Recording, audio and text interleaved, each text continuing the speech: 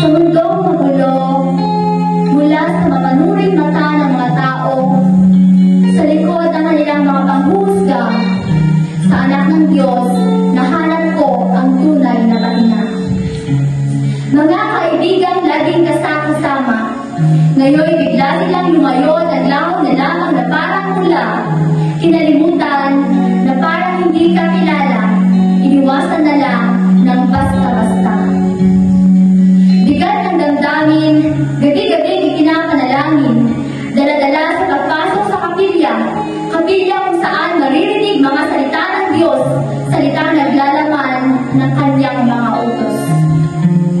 Pastor, tapat na kaibigan ng bawat isa, gumagabay at nagpapaalala sa tamang landas upang tayo ay di mawala.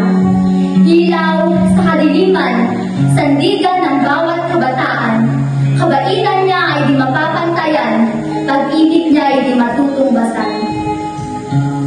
Hindi nagbabago ang kanyang katapatan, nagpapayo, nagpapagaan kapag tayo'y nahihirapan, palaging nandyan upang tayo'y gabayan, sa gitna ng kadiliman, hindi niya tayo iiwanan.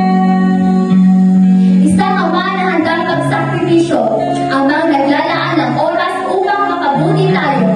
Hindi man sila perfecto, ngunit palagi silang nandyan upang samahan tayo. Aming pastor, kami nagpapasalamat sa lahat ng sakripisyong inyong ginawa at sa palaging pag-uunawa, sa pagmamahal ninyo sa aming mga kabataan at sa pananatili sa iglesyang ito na aming pinagbibilangan.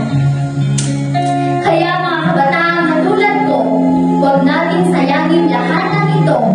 Pahalagahan natin sila katulad ng pagpapahalaga nila sa atin bilang isang pamilya. Sapagkat siya ay ating pastor, tapat na kaibigan, at kahit kailan, hindi niya tayo pababayaan.